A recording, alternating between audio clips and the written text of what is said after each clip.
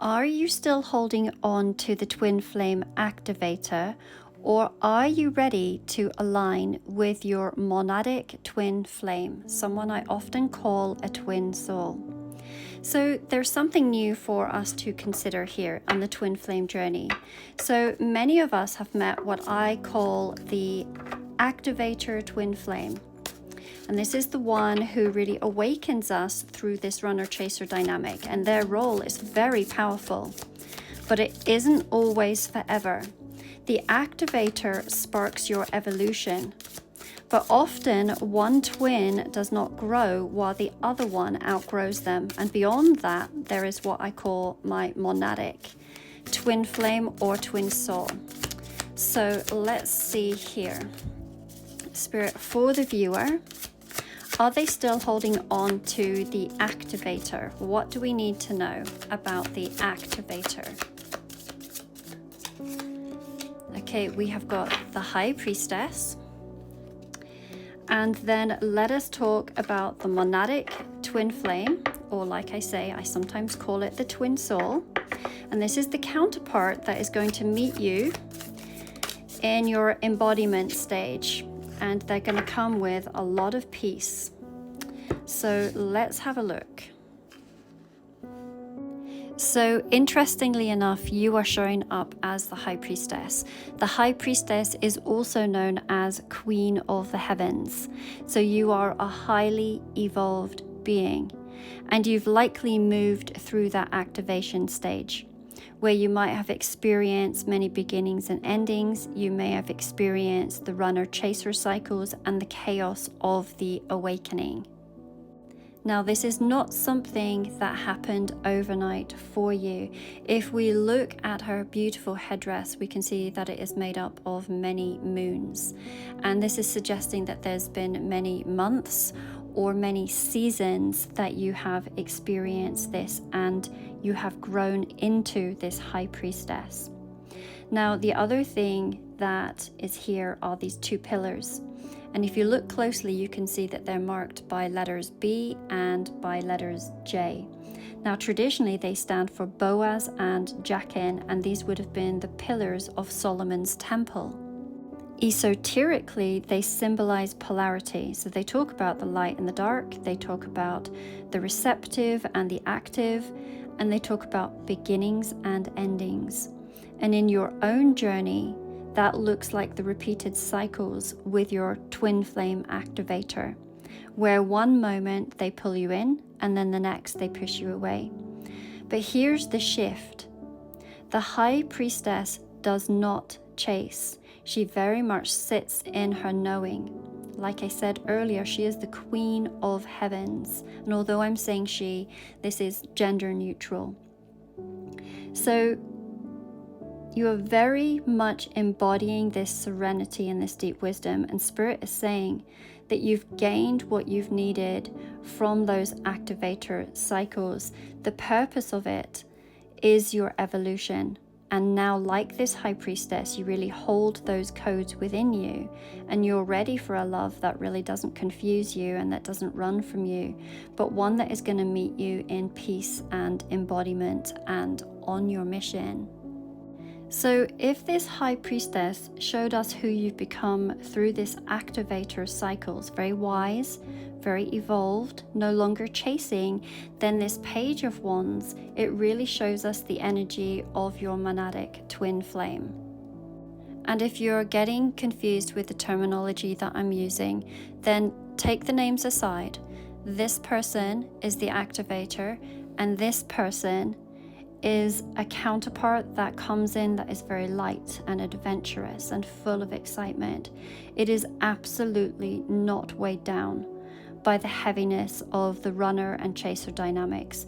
The Page of Wands, it brings in cheerfulness and playfulness. And I want to show you what it says here on the card. It says limitless potential.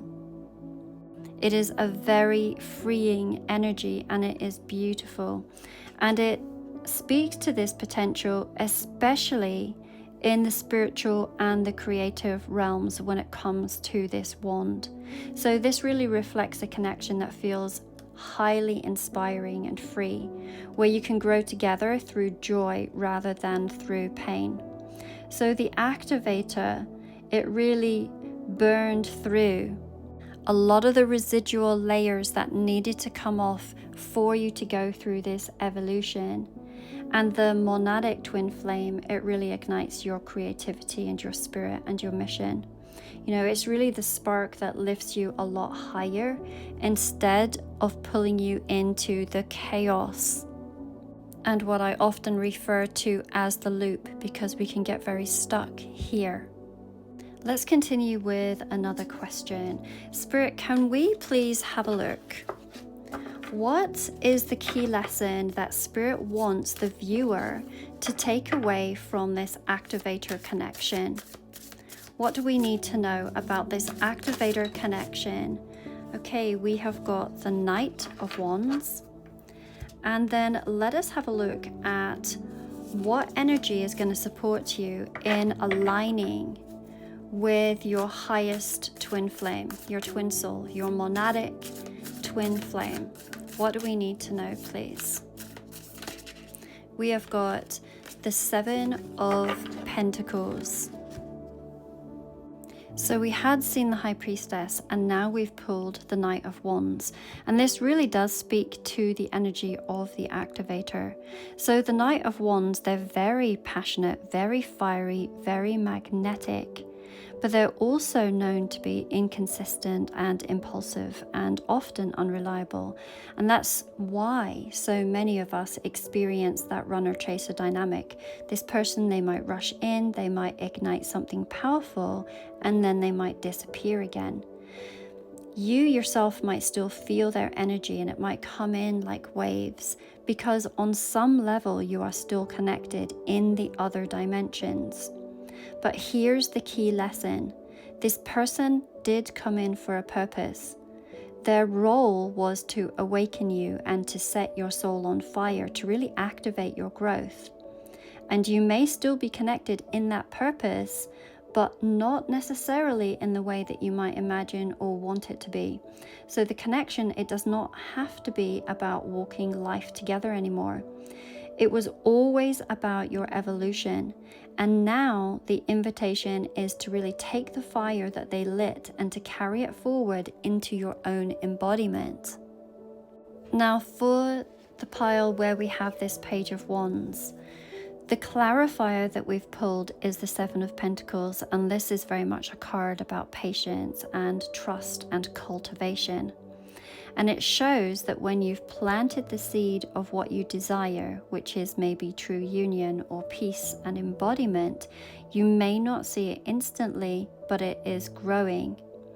It very much reminds me of the parable of the mustard seed, that the tiniest seed can grow into something quite vast and life-giving, but only with the faith, the trust, and the care.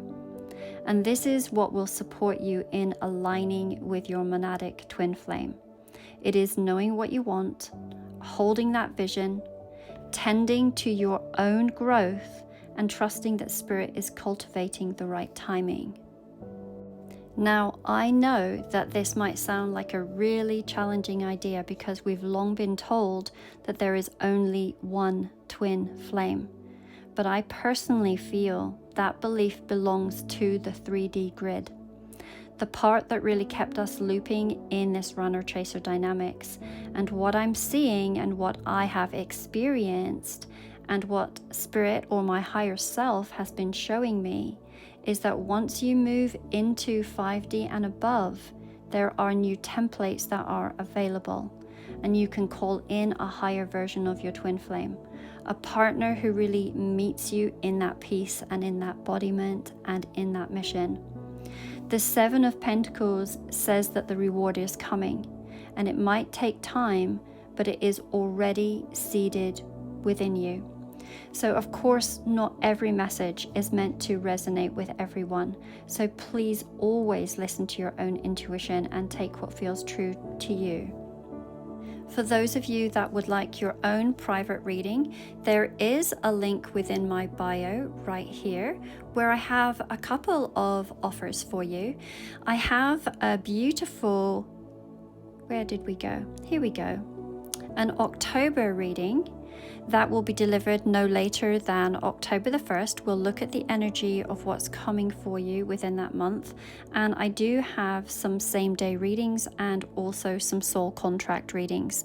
So all readings will be sent out prior to October the 1st because I myself am heading over to Newfoundland to meet my monadic twin flame Stephen, who is meant to be flying over from the UK.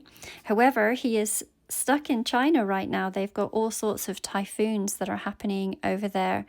And so we're still hoping that his plane will be able to take off and that he'll be able to meet me there next week. But yes, if you're wanting a reading, then I suggest coming to me this week because the time that I spend with him, I will not be doing any readings during that period of time.